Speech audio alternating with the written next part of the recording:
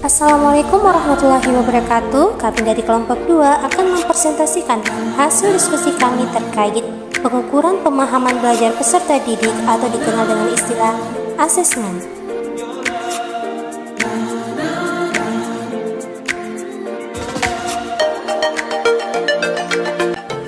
Pengukuran pemahaman belajar peserta didik atau asesmen, apapun itu menjadi sangat penting karena bertujuan untuk mengetahui ketercapaian pembelajaran. Selanjutnya kita akan menganalisa sebuah kasus yang dialami oleh seorang guru kelas 4 SD dalam menghadapi siswa yang bernama Diana. Diana adalah salah seorang siswa yang jauh tertinggal dari teman-temannya.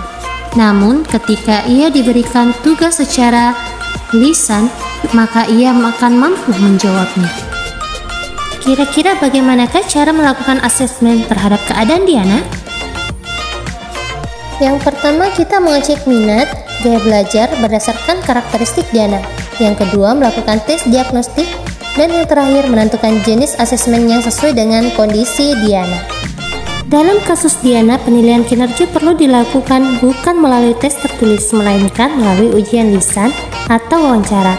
Hal ini dikarenakan baik secara verbal maupun personal dapat dipastikan bahwa Diana mampu menyelesaikannya jika dilakukan secara lisan.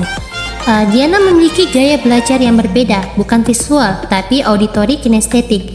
Jadi kurang tepat jika dinilai dengan tes tertulis. Selain itu terlihat bahwa Diana kurang memiliki kemampuan literasi. Namun Diana dapat berkomunikasi dengan baik sehingga tugas atau ujiannya dapat dinilai dengan tes lisan atau wawancara. Adapun jenis asesmen yang akan diberikan setelah dipertimbangkan yaitu, dalam kasus Diana dikatakan bahwa dia sering melewatkan pekerjaan rumahnya dan nilai ujiannya buruk.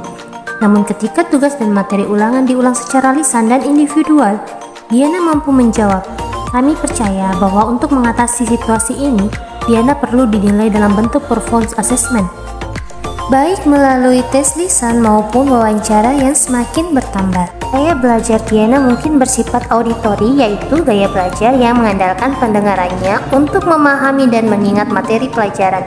Peserta yang mencirikan model belajar ini benar-benar menggunakan pendengaran sebagai alat utama untuk menyerap informasi atau pengetahuan. Adapun kesimpulan yang dapat ditarik dari asesmen yang telah didesain dan dilakukan tersebut adalah karakteristik siswa dan gaya belajar harus dipertimbangkan ketika merencanakan dan melaksanakan penilaian yang mengukur kompetensi siswa. Setiap anak memiliki karakteristik yang berbeda-beda sehingga metode penilaiannya pun harus bervariasi agar saya dapat menilai kemampuan setiap anak dengan baik. Jadi dapat disimpulkan bahwa pada saat melakukan penilaian diperlukan diagnosis awal agar guru dapat memahami bagaimana setiap siswa belajar. Berdasarkan setiap gaya belajar yang ditangkap, guru kemudian menentukan metode dan jenis penilaian yang tepat untuk menilai siswa. Dilihat dari jenis penilaian yang kami pilih di atas, penilaian Diana menjadi lebih objektif karena guru dapat langsung menilai perkembangan pengetahuan Diana sendiri saat melakukan wawancara atau pertanyaan lisan. Atas perhatiannya kami ucapkan terima kasih.